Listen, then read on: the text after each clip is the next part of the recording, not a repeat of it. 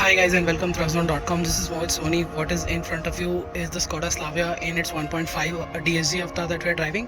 Yes, it's been a while we did this, but nevertheless we have driven it now. We have an impression. Of course, our review of the 1 liter automatic and manual is already done. So this review will still focus on the other areas as well as more focus on the driving part. So let's begin with the design as always. This is what you can expect from a Skoda sedan these days. Very large butterfly grille along with the honeycomb setup below. You've got a nice, very well done wraparound headlights with these LED DRLs which look really nice. And for the first time we are seeing the Slavia anything except but red in this blue, which looks really nice. The gunmetal alloy wheels look really good, but the wheel well gap above them doesn't look that good because the ground clearance is quite high at 179 mm. And at the back continues with the same story, where you can see it looks like a typical Skoda, a smaller sedan, a smaller Octavia, smaller Superb if you like to call it, and it's got that new design for the tail lamps. Skoda lettering, Slavia is right there written on the boot. At the back, the boot is quite big. It's very generous. It's one of the biggest boots in this category by a good margin. You've got a spare saver tire here with the spare wheel that is on offer along with the toolkit, first aid kit, etc. That sensor you see there is for the tire pressure monitoring system to know that the spare wheel also is not losing air while just sitting there. At the back, behind my own driving position, as you can see, Slavia is definitely the spacious of the lot. And over the Kushaq, let's say, because Skoda, I remember they said at the launch that the platform allows them to make much more spacious sedans than SUVs, and that's visible. This is clearly more knee room, more leg room. Headroom is just about okay in this car. Under thigh support is also quite good despite I have this much knee room on offer. And this is the best part, and that's the reason why the Slavia is doing really well along with the Kushaq, because SUV owners want SUVs, but sedan people know that a sedan is much more spacious, and if that is your requirement, Slavia is for you. Fast charging points, AC vent, but no controls, and it only just closes and opens the airflow from here. You've got a pocket, a small pocket for the mobile, and door pads which are quite big enough. Speakers on the top. This nice design effect that is going on inside the door handle also looks really nice. And the seat, as you can see, the cover could have been much more tightly put around it, and that's the finishing part that Skoda needs to take care of. And you have an armrest with cup can holders. There is no access like any other European sedan here for the boot, but you've got 3-pointed seat belt, 3 adjustable headrests, which takes care of safety to a very large extent. And yeah, that's what the story is all about. You have very little floor hump here, so you can get a medium small size adult or a kid here, and they'll be quite comfortable. So that's also the best part of the Slavia's back seat. Sunroof, of course, is the smaller one. It's not a panoramic unit. You don't get any panoramic sunroofs in this section anyways. Maybe later in time Skoda can introduce that.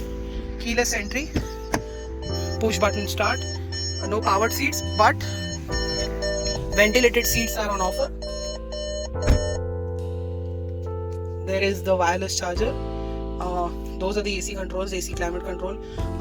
The AC, of course, in our test car also is not working quite well. The temperature needs to be lower and the fan needs to be higher to make sure that the cabin stays chill. Ventilated seats at least work really well, and they're doing their part to keep you cool. It's hot again in Bombay. And glove box, illuminated, chilled but not illuminated.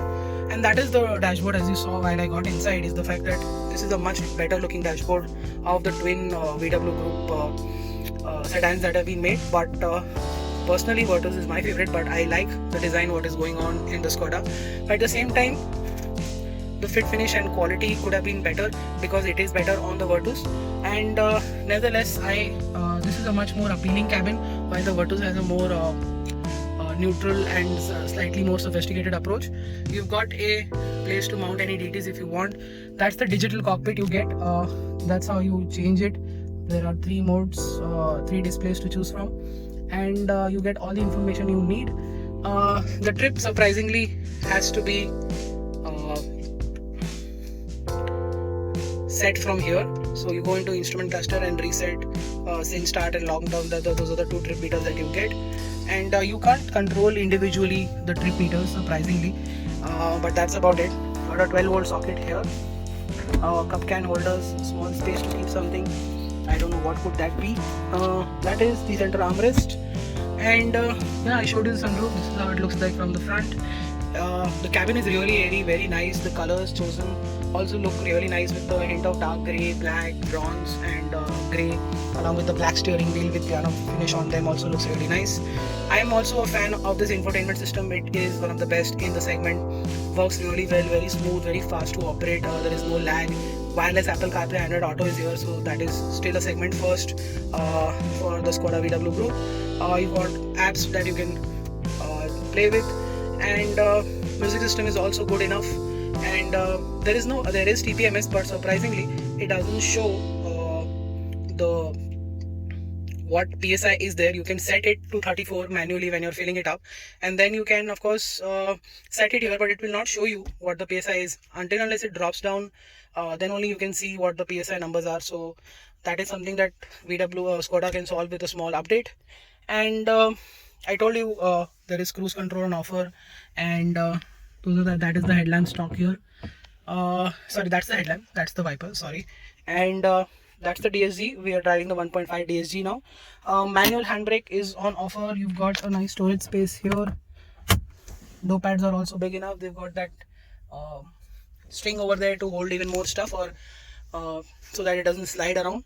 Bottles can be placed that side and other things can be kept inside the net, so that's also good.